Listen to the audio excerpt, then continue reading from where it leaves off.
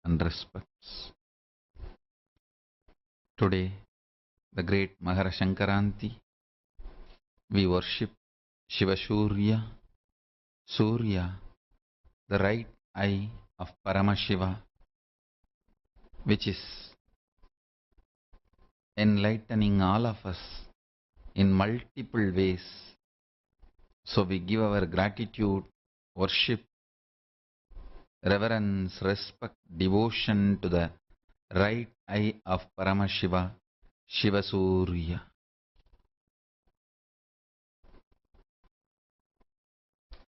Like Surya is the life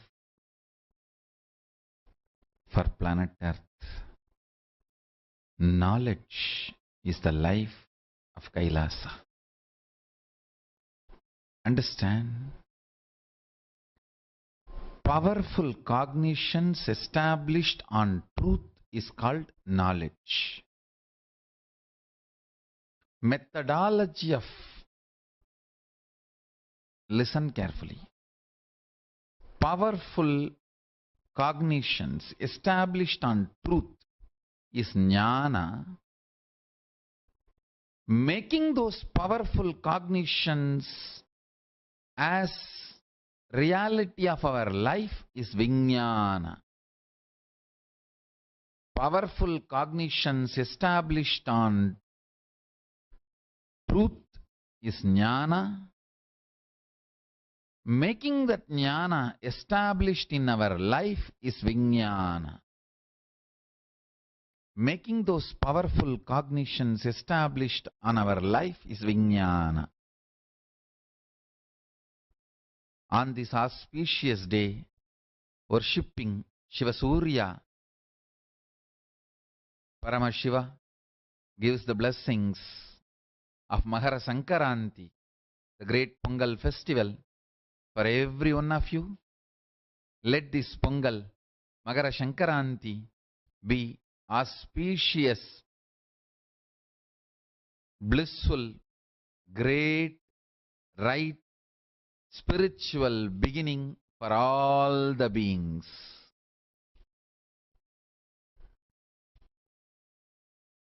உலகெங்கும் உள்ள எல்லா அன்பர்களுக்கும் தைத்திருநாளான பொங்கல் திருநாளில் பரமசிவன் வலக்கண்ணான சிவசூரியனின் பேரருள் பொங்கி எல்லோரும் எல்லா வளத்துடனும் நித்யானந்தத்துடனும் நிறைந்து வாழ ஆசீர்வதிக்கின்றேன். Today I have a unique book to introduce. Usually, all of you may be aware, very rarely I introduce any book. Today I wanted to introduce this book, Energy Science in Vedas, written by Dr. Ramanesh Kumar Maneria and Vedapriya, and published by Parimal Publications. I wanted to sincerely recommend and promote this book. Please, all of you, buy and read. The link will not be available for free download. You have to buy and read because it is copyrighted by that publication. Respect the copyright. Buy and read. Be integrated to the copyright. I strongly recommend all of you, all my disciples who are interested in Vedic tradition, to read this book. They have done a wonderful job collecting various Shastra Pramanas and connecting them with the modern day Pratyaksha Pramana and showing how the Pratyaksha Pramana science is growing towards the most scientific science, Vedic science, the most scientific science, Vedas, knowledge of Paramashiva. The modern day science, Pratyaksha Pramana, is moving towards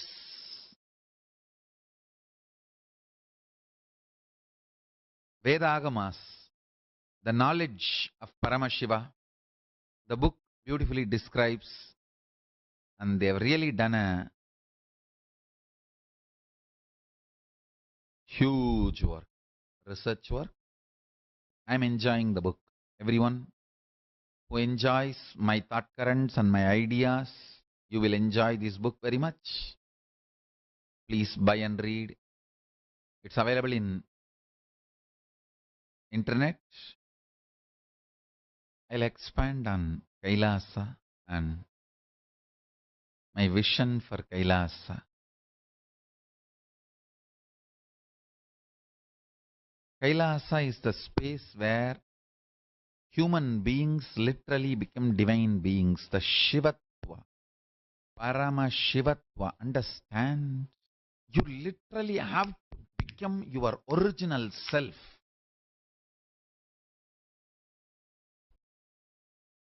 That Paramashiva, ultimate. You literally have to reach the purpose of your existence, enlightenment. Those enlightened beings living together with extreme bliss and power manifestation is Kailasa. Understand? It is an enlightenment ecosystem. Kailasa is the enlightenment ecosystem. It is not just a temple or a monastery or a adinam, not even a nation. It is an enlightenment ecosystem. It may be mapped on a temple, monastery, adinam, a nation. It may be mapped on planet Earth, but Kailasa itself is an enlightenment ecosystem. Thousands and thousands radiating enlightenment. Millions and millions manifesting powers, living together all over the world, happily, blissfully, peacefully, powerfully. Understand? I have started initiating people into this life from 2000. Thousands came, thousands are staying with me. By the grace of Paramashiva, enlightenment ecosystem is now created. It is successfully created. Now, anyone comes will start manifesting it, will start living it. The ecosystem is ready. At various levels, when I was teaching about the state of Paramashiva, people came. They are able to take only that much. They stayed. When I started moving to the space, some stayed back who are able to withstand the next level journey. Some who could not stand and be with me for the next level journey dropped out. Then from the space, I moved to the powers. Whoever could stand and come with me, that ferocious beings came along with me, could not, dropped out. But now the whole enlightenment ecosystem is ready.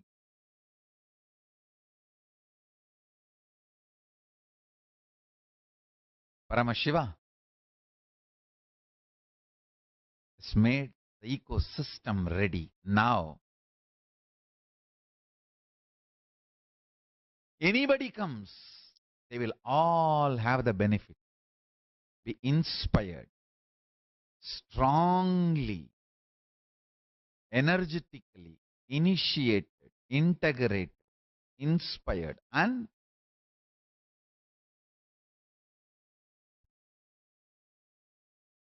given the state, space, powers,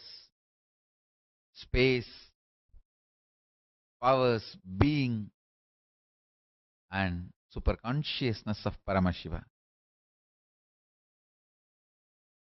We are using every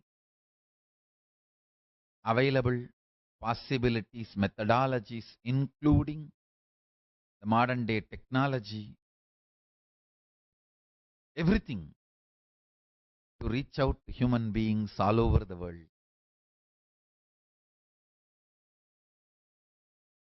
Just few days before I announced, just few days before, to all the living beings, please be alive. For next 3 years, I will somehow reach you. I will bring the enlightenment to you. And I want to tell you once more, surely, within next 3 years, wherever you are,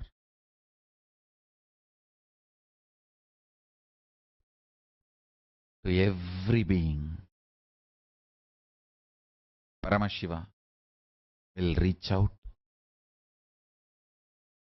making the enlightenment as simple as your morning breakfast. Of course, you will be given the freedom to say yes or no. No one's freedom will be interfered, but it will be catered as simple as your breakfast. Much more easier, simpler than your breakfast. Anyhow, I want to tell you guys, the ecosystem for enlightenment is ready. I will continue to share the methodology of achieving the state of Paramashiva, space of Paramashiva, powers of Paramashiva, being of Paramashiva, and superconsciousness of Paramashiva, and I will continue to be initiating all of you just through digital platform. Understand, an incarnation as a freedom and right to decide the methodology through which he will reach out and initiate people. I am reaching out to all of you through the digital platform. I'm going to use every possible way. KAILASA capsules, oneness capsules, everything available through KAILASA, the digital nation. And I am going to make it even simple, including Krama Brahmacharya for the Gurukul, Krama Brahmacharya for the monastic members. I am going to make it available online. Kids can do like a homeschooling, home gurukuling. You can stay with your parents and do the home gurukuling. Have Krama Brahmacharya, have the power manifestation signs. We will send Jnananjana, Aushada, other things needed through postal. It will reach you through postal, making everything online. Initiations, oneness capsules, presence, everything is now made available through online to all of you. Paramashiva is available through online, almost live 24/7 to all of you. And I am also making the Punya KAILASA currency available to all of you. Whoever volunteers to build the digital nation, kailasa.org, gets Punya, and using that Punya, you get to experience KAILASA physically. You get physical darshans, pada pujas, any other boons, whatever you want. You can use the Punya, just like how you have Punya on the planet Earth and reach Kailasa and enjoy Paramashiva's Samibhya and Sannithya. By volunteering to build the digital nation Kailasa, you earn Punya, come and be near Paramashiva's space in Samibhya, physical nearness, and enjoy the joy and bliss, Kailasa Ananda, Sannithya Ananda, and Sayujya Ananda, Samibhya Ananda, Sarubhya Ananda. Every powerful cognition you manifest, you raise your frequency. Understand? If powerful cognitions are the source of your energy and excitement, you raise your frequency.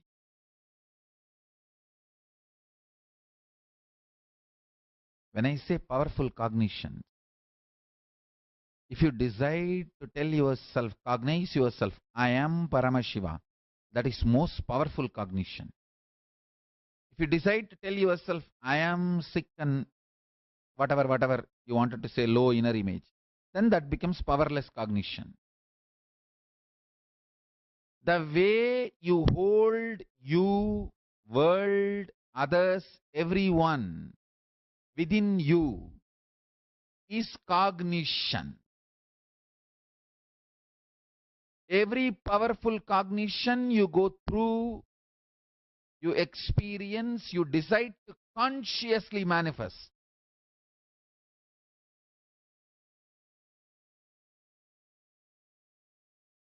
You raise your existence, the quality of your existence. I tell you, the doors of the Kailasa is opening for all of you to live,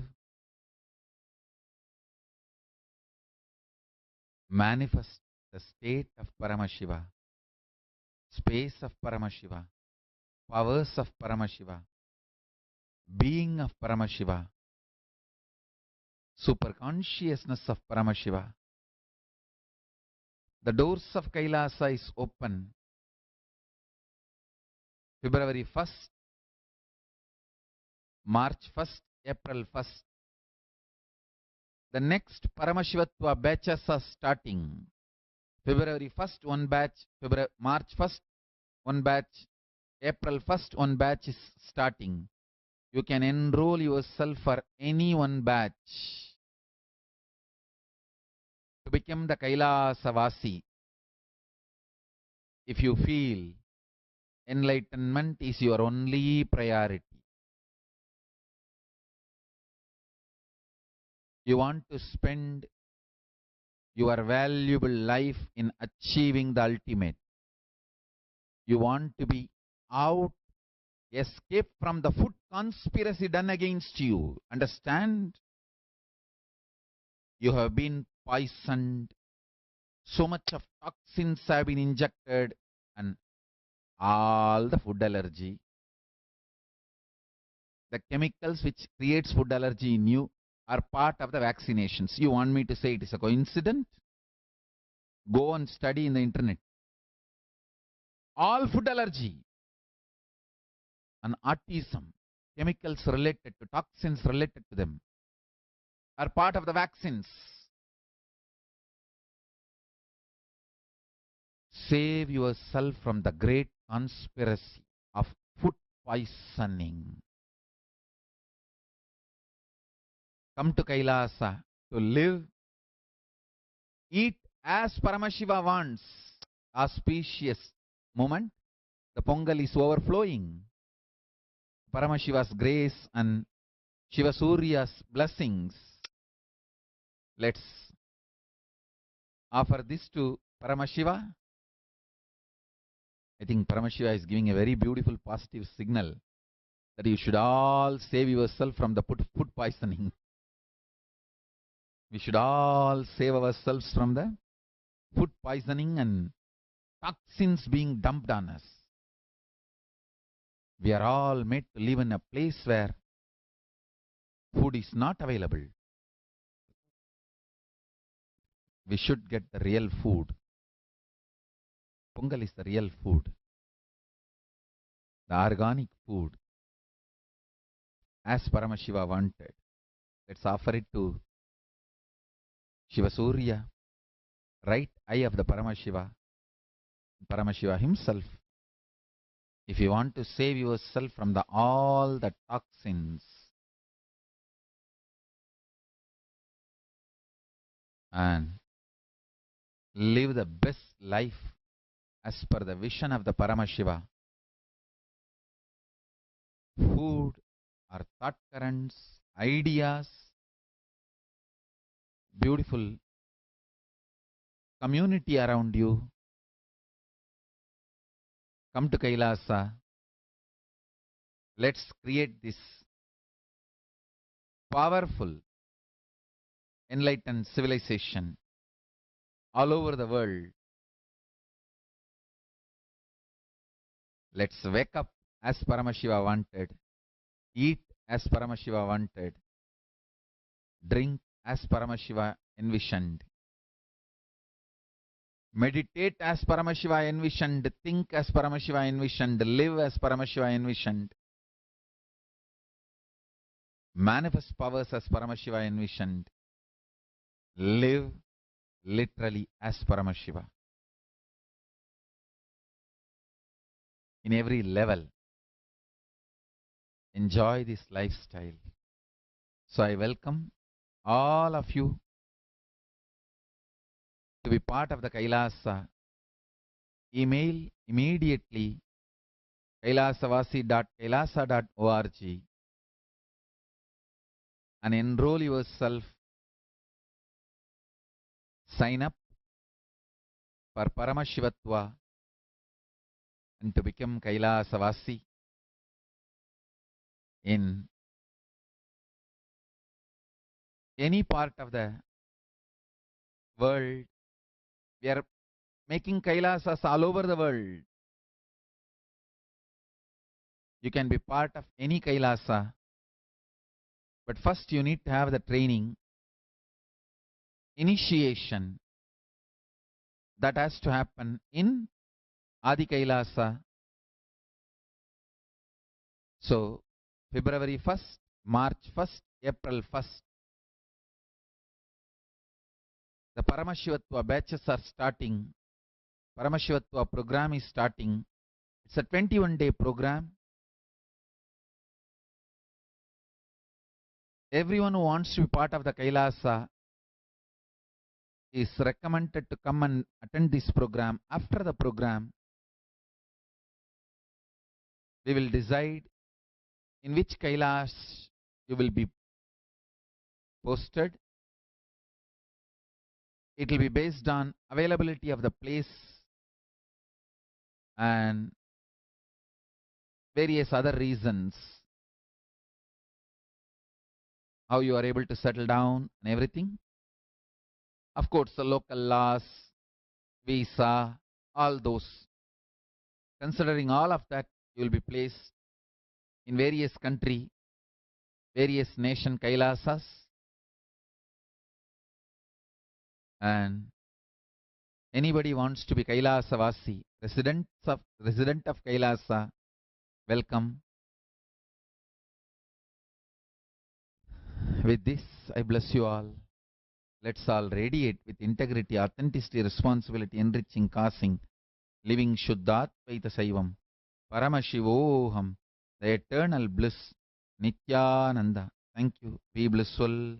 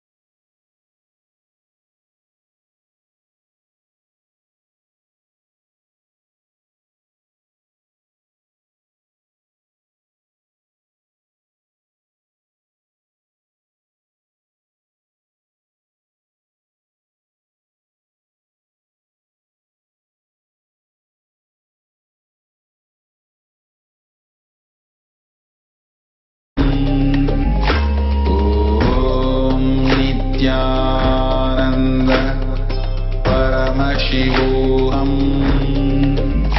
Om Nithyananda Paramashivoham. Om Nithyananda Paramashivoham.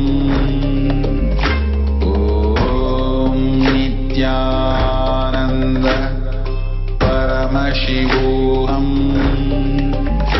Om Nithyananda Paramashivoham.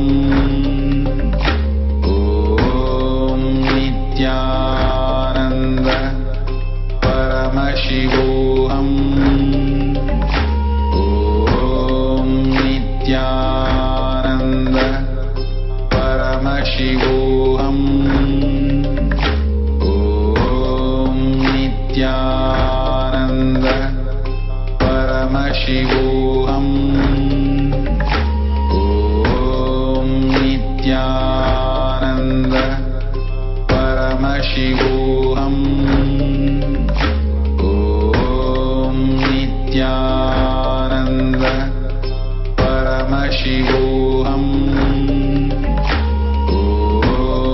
Nithyananda Paramashivoham. Om Nithyananda Paramashivoham. Om Nithyananda Paramashivoham. Om Nithyananda Paramashivoham. Om Nithyananda Paramashivoham. Om Nithyananda Paramashivoham. Thank you, Swami, for yet another wonderful ground-making satsang. The making of Kailasa. What does it take to create an ecosystem that can sustain and form the right ambience and be the catalyst for an incarnation to happen? Today, we're also celebrating the Nithyananda Sambandha Guru Puja, the birth celebration of Nithyananda Sambandha, who is the Guru Mudalvar of Madurai Adinam, of which Swamiji is the 293rd Guru Mahasannidhanam. Nithyananda Sambandha revived the Madurai Adinam. Just at the age of 16, his spiritual strength encompassed, inspired millions to follow the path of Shaivism. At a very young age, when he was still a child, he happened to have the darshan of Devi Parvati, Parashakti, and as he was crying as a child, Devi herself fed him milk to pacify him, but in the process, she also gave him the enlightenment. It's called the Jnana Pal, the enlightenment milk. Swamiji, when he was in the Madurai Adinam, he was offering the Jnana Pal to everybody as part of the Annadan that he was doing, that he offered the milk for all the visitors. And today marks that day when we celebrate that happening, the happening of Devi Parashakti, Devi Parvati herself feeding Nithyananda Sambandha, and we celebrate this all over the world. In just about 2 hours, we'll all come together, all the Adinam's temples worldwide will come together and celebrate this happening, this enactment of Devi Parashakti herself feeding Nithyananda Sambandha. So here are a few glimpses of that event happening. We will have live from Adi KAILASA Sarvagni Peetham, Nithyananda Devasthanam, Nithyananda Paramashiva Devasthanam in Bidadi. At 11 o'clock, we will be celebrating this event. Just as Tirunjana Sambandar revived the Shamala Sarvagni Peetha and reinstated the science of living enlightenment, the science of the happening of an incarnation. Tirunjana Sambandar is celebrated as an incarnation of Paramashiva himself. So today marks the day when he was taken in her arms. Devi Parashakti took him in his arms and gave him the milk that made him enlightened. So today we will be celebrating we will be commemorating that event, that blissful event. The space of KAILASA is for power manifestation. The state, space, being and super consciousness of KAILASA. To experience that, the best way is to manifest the powers given by Paramashiva himself. So let us enter into a powerful power manifestation session. Let us come to the space of Paramashiva from the initiation that Swamiji has given, and through the courtyard sessions Swamiji has been giving during the Paramashivoham event. Such a powerful space has been created for all of us to manifest powers. So let us join and participate and celebrate the manifestation of Paramashiva in all of us. Thank you.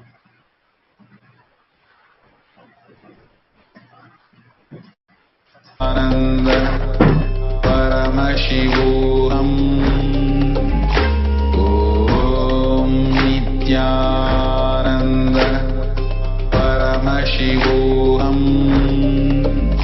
Om Nithyananda Paramashivoham. Om Nithyananda Paramashivoham. Om Nithyananda Paramashivoham. Om Nithyananda Paramashivoham. Om Nithyananda Paramashivoham. Nithyananda Paramashivoham. This meeting is being recorded. Nithyananda Paramashivoham. Om Nithyananda Paramashivoham. Om Nithyananda Paramashivoham. Om Nithyananda Paramashivoham. Om Nithyananda Paramashivoham. Let's start our manifestation session. Let's sit straight, visualize Bhagavan in third eye, and start with the Sadguru Vandanam. Nithyanandam Paramasukadam Kevalam Jnanamurtim Dvandvatitam Gagana Sadusham Tattvamasyavilaksham Ekam Nityam Vimalamachalam Sarvavi Sakshi Bhutam Bhavatitam Trigunarahitam Sadgurum Tam Namami. Nithyanandam, such a beautiful darshan and diksha and powerful cognition from Bhagavan living as Kailashavasi all over the world, is the ultimate space that Bhagavan is creating for all of us who have come down to celebrate Bhagavan, how one became many. Each one is a universe, Bhagavan so beautifully says. Enjoying that space and realizing that consciousness is the ultimate. I am Paramashiva is the ultimate space. Living only for that purpose, being integrated only for that, and seeking for realizing that will simply make it happen. With that space, let's start the power manifestation today. Let's understand first, what is power manifestation? Power manifestation is nothing but a cognitive shift and can infuse powerfulness into any action or state that we are in. It raises the frequency of our body and mind to ultimate powerfulness, Turiyatita. Bhagavan beautifully says, the more and more the seeking literally opens up to the change from one to becoming the infinity. The uniqueness in all of us starts flowering when we start understanding the higher reality.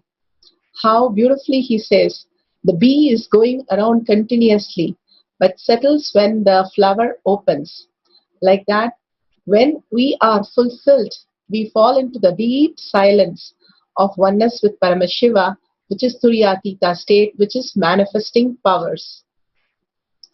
Paramashiva in us, he is the Ajomuha, beyond the form and formless, continuously doing the Panchakritya, the Satyojata phase, Vamadeva, Aghora, Tatpurusha, Ishana is doing the Panchakritya of manifestation, sustenance, regeneration, delusion, and liberation. Continuously, the Big Bang and Handhold is happening simultaneously, and Bhagavan himself, Paramashiva himself, has come down in our Guru form and liberating all of us. His Divine Holiness Nithyananda Paramashivam is a reviver of Kailasa, the ancient enlightened system, the great cosmic borderless Hindu nation. He's an avatar and supreme pontiff of Hinduism. He's made the science of power manifestation, yoga, temple-based university, user-friendly for the modern world. His Divine Holiness Nithyananda Paramashivam survived the worst prosecution in multi-level by anti-Hindu elements. Kailasa, led by His Divine Holiness Nithyananda Paramashivam and his Hindu diasporas, are working for global peace 24/7, 365 days. His Divine Holiness Nithyananda Paramashivam is a founder of Nithyananda Hindu University, which has extended campus of 150 countries. He is 293rd Guru Mahasannidhanam of Shamalapita Sarvanyapita, Swargapura Adinam, and present Maharaj of Suryavamsa Surangi Samrajyam. Bhagavan has come down in the human form as avatar of this millennium to raise the humanity into superconscious being, the being of Kailasa. Bhagavan has beautifully designed the science of power manifestation, which is authentic, time-tested, scientific, foolproof.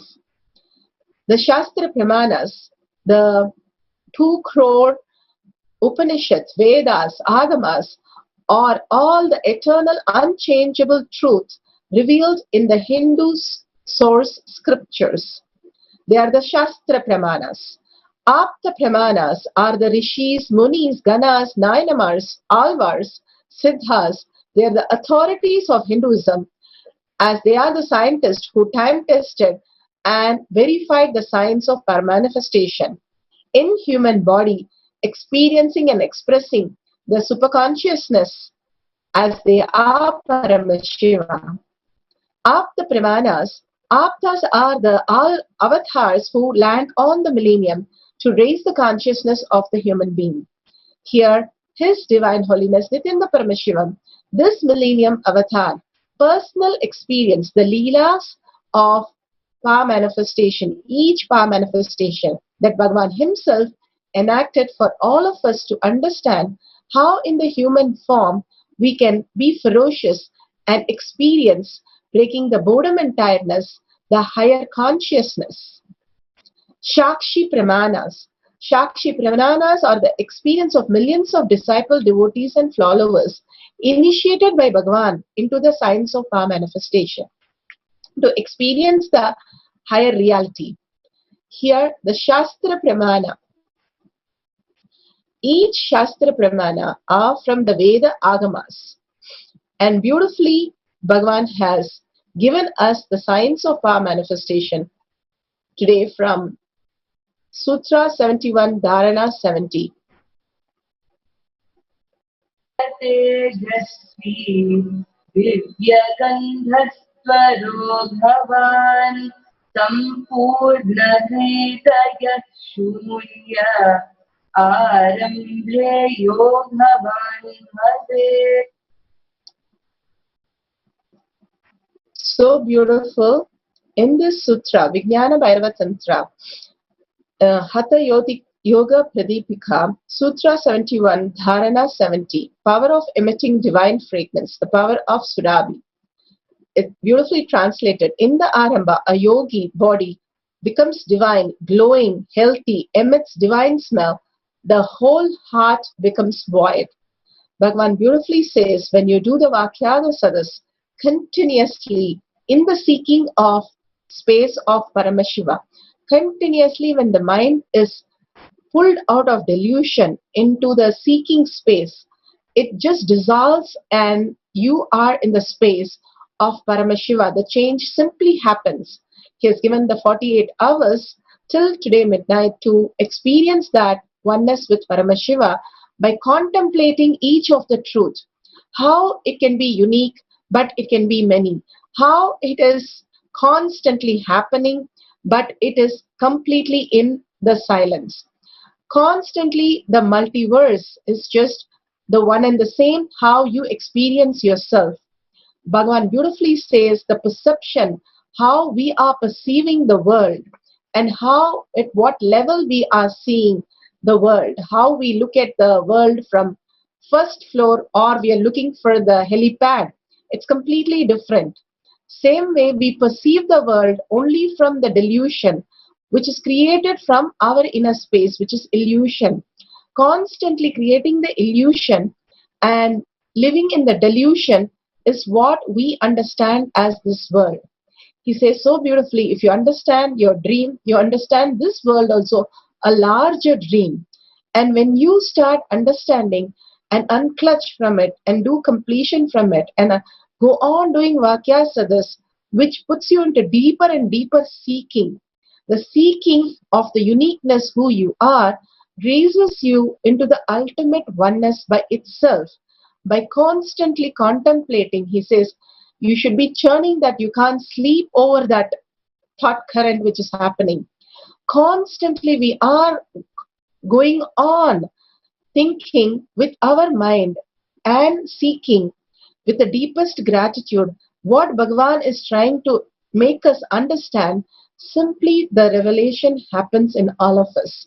He says the delusion gets pulled out and we get pulled out of delusion and we can experience the liberation when we decide. The decision is the only thing that we have the authority.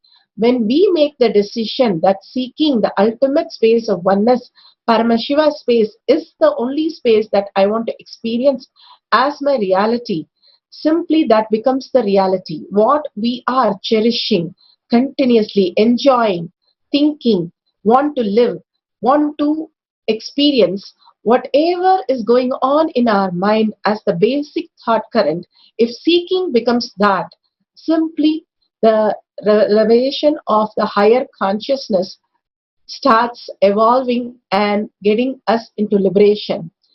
Beautifully, the fragrance, the abundance, everything starts flowing in all of us.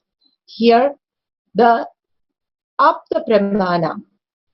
We have the Nayanamar in Madurai, near Madurai temple, near Kaveri, river Kaveri. He is Kungli Kalaya Nayana. He was very, very authentic to every day offer this fragrance through the incense stick to Lord Shiva. Again and again, he would go every day for all the Kalas and do this seva in the Shiva temple. And this was his only inspiration to life. And he was very poor. He did not have anything to buy the essence. So he goes to the extreme extent of taking the last penny that he had in his house, which he's supposed to buy the food, but he went and bought the essence and he offered it to Lord Shiva.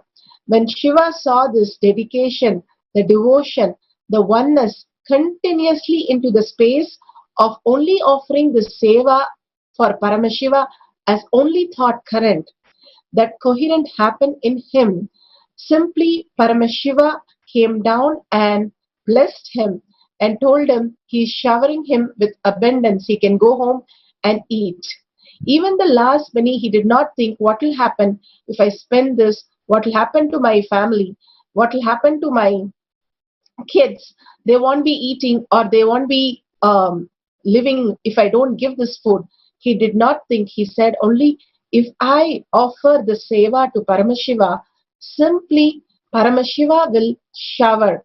And he did not expect anything in return also. He said Paramashiva will take care. I know that deep trust and oneness that Paramashiva is the ultimate and that's the only thing I need to seek. Every other thought current, he did the Tyaga. And only staying in that oneness space, simply he experienced the ultimate. Once he experienced the ultimate, the abundance showered on him. The Apta Pramana, the Atma Pramana, Bhagavan has given millions of darshans to devotees. Millions of devotees have come for darshan and experienced the fragrance, the grace, the beautiful space with Swamiji. The minute they come, they fall into the Turiya state, a heightened intelligence space when he is around. And simply they could experience the divine fragrance. And with Bhagavan's blessing, they sometimes even forget what they want to say from the mind. They just say, I don't have anything to say. I just only want to thank you.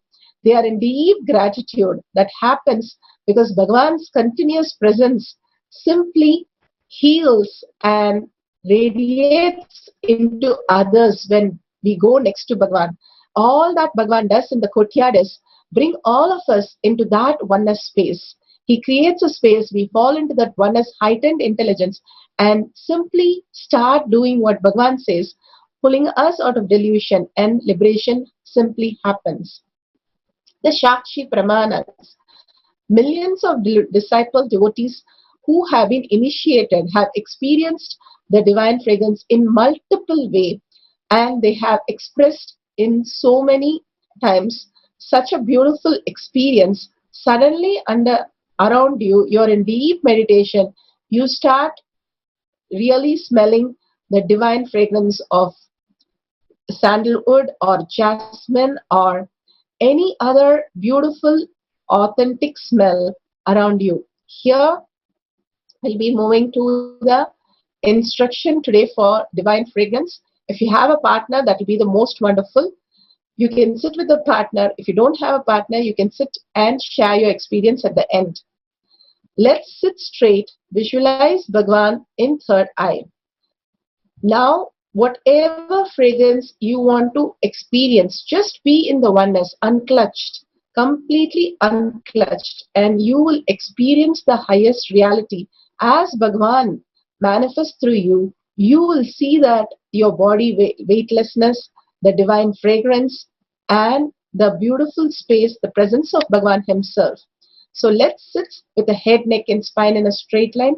Remember Bhagavan in your third eye. Again and again Bhagavan says, when you remember Bhagavan in your third eye, remembrance is liberation. An absolute unclutching Tyaga of as Paramashiva is your only strength. Now declaring complete integrity with Bhagavan. Again and again when we do the absolute unclutching, any moment he says when you're lusty, sleepy, hungry, you are very grounded, because when we are angry or sleepy, we are very much, the thought currents are grounded to the coherence. When you bring unclutch from that and simply you are in oneness, that you are Paramashiva, to that grounded space, you can experience the oneness with Bhagavan. You experience the oneness with Bhagavan chanting the Mahavakya, which raises your frequency. Again and again, chanting this Mahavakya, Maha Mantra, which is offered into your Jatagni, which is in your stomach, simply radiates the divine presence in you. The more you chant loudly and your body literally vibrates with it, you'll experience the ultimate space. So now we'll have the oneness capsule for 11 minutes. Continuously chant the Mahavakya, contemplate on Bhagavan, the truth that he had given in the courtyard, how one became many and many, celebrating Bhagavan and experiencing by deep seeking and in gratitude. Simply the revelation happens, the one click. We will be thinking how one click is going to change. Only one thought of our spouse, or one thought of the ghost, or one thought of the greed simply changes the whole body and the mind. The biochemistry changes. Same way, one thought, one right cognition which clicks with the higher reality simply puts us into the ultimate oneness with Bhagavan. That happens when you contemplate, when you do Vakyasas continuously, for the mind to just get dissolved in the space of Paramashiva. So contemplate on the great truth that Bhagavan has given yesterday, and absolute unclutching from the outer world. Any of the thought currents that you have from the outer world, just get redundant of it. Just how when some water falls on an animal, it shakes it off. Just wither it off and completely come back to the listening space of the oneness with Bhagavan by contemplating, chanting the Mahavakya, and remembering Bhagavan in your third eye. Let's start the oneness capsule and chanting Mahavakya. Om Nithyananda Paramashivoham.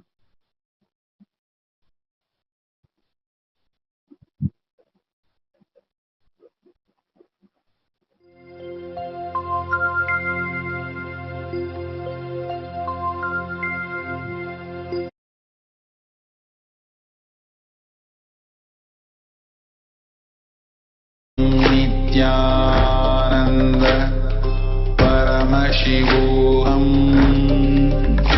Om Nithyananda Paramashivoham. Om Nithyananda Paramashivoham. Om Nithyananda Paramashivoham. Om Nithyananda Paramashivoham. Om Nithyananda Paramashivoham. Om Nithyananda Paramashivoham. Nithyananda Paramashivoham. Om Nithyananda Paramashivoham. Om Nithyananda Paramashivoham. Om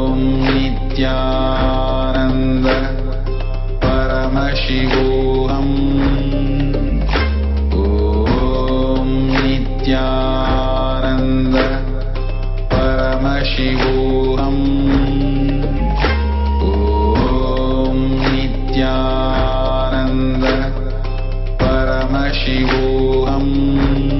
Paramashivoham.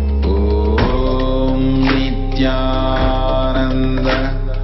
Paramashivoham. Om Nithyananda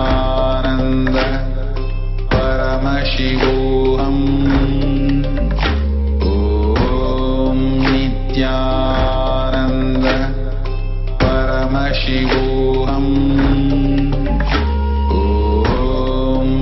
Nithyananda Paramashivoham. Om Nithyananda Paramashivoham. Om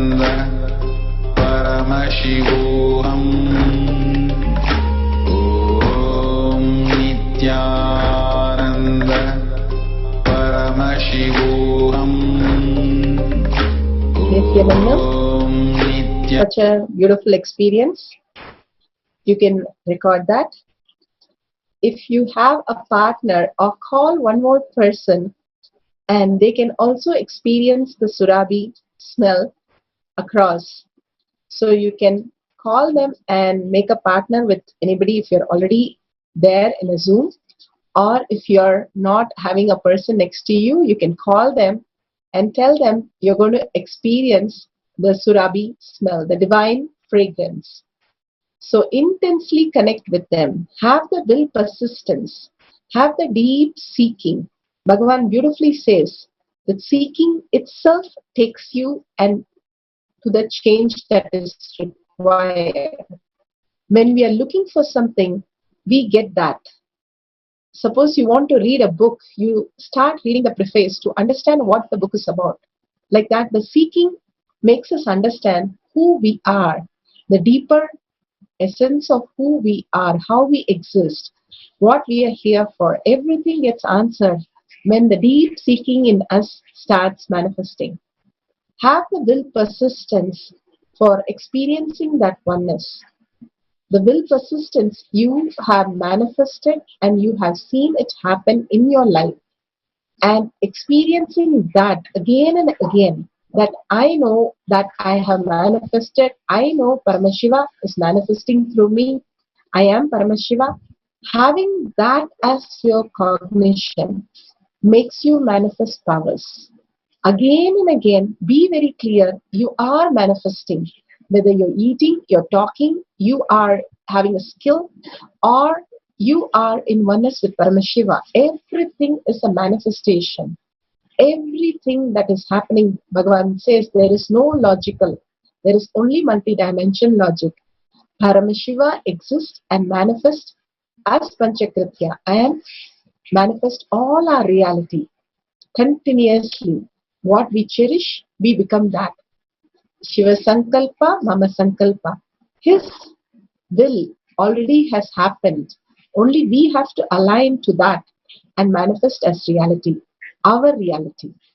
So with that space, let's sit straight, visualize Bhagavan. We'll have another 10-minute cycle and continuously chant the Mahavakya. That is the password to raise our frequency. Again and again, we are falling out of the integrity. Integrity to who we are. We are Paramashiva. That's the only source, resource, currency. And that only currency makes us manifest and be in oneness with Paramashiva. So let's chant the Mahavakya deeply with a deep listening and be in oneness with Bhagavan. Remember Bhagavan in your third eye. Contemplate on the great truths that Bhagavan has given again and again, so that the mind, just in seeking, dissolves and you experience the ultimate oneness with Paramashiva. The change beautifully happens in all of us. So let's start chanting the Mahavakya. Om Nithyananda Paramashivoham. We'll play the oneness capsule for another 10 minutes.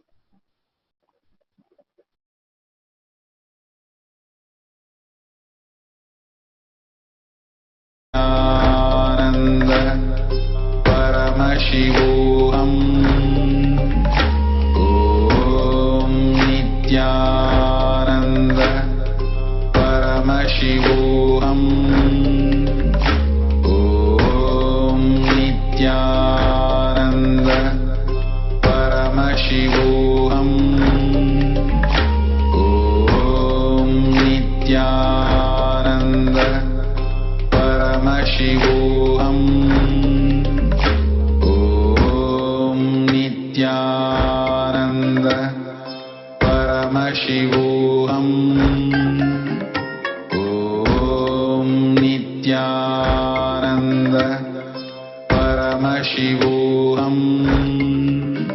Om Nithyananda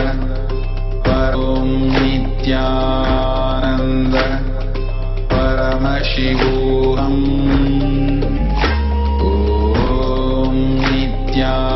Nithyananda Paramashivoham. Om Nithyananda Paramashivoham.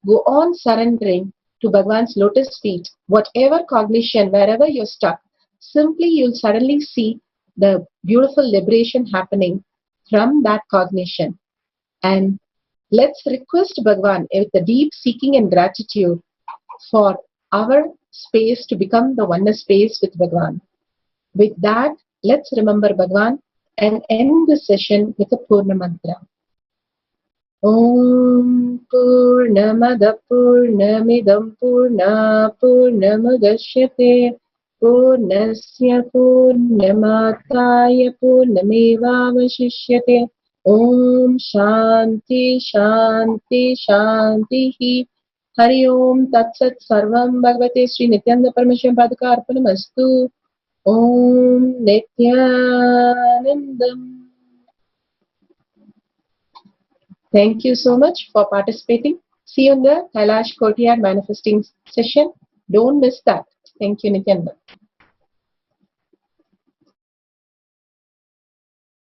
The recording has stopped. Om Nithyananda Paramashivoham. Om Nithyananda Paramashivoham. Om Nithyananda Paramashivoham. Om Nithyananda Paramashivoham. Om Nithyananda Paramashivoham. Om Nithyananda Paramashivoham. Om Nithyananda Paramashivoham. Om Nithyananda Paramashivoham. Om Nithyananda Paramashivoham. Om Nithyananda Paramashivoham. Om Nithyananda Paramashivoham. Om Nithyananda Paramashivoham. Om Nithyananda Paramashivoham.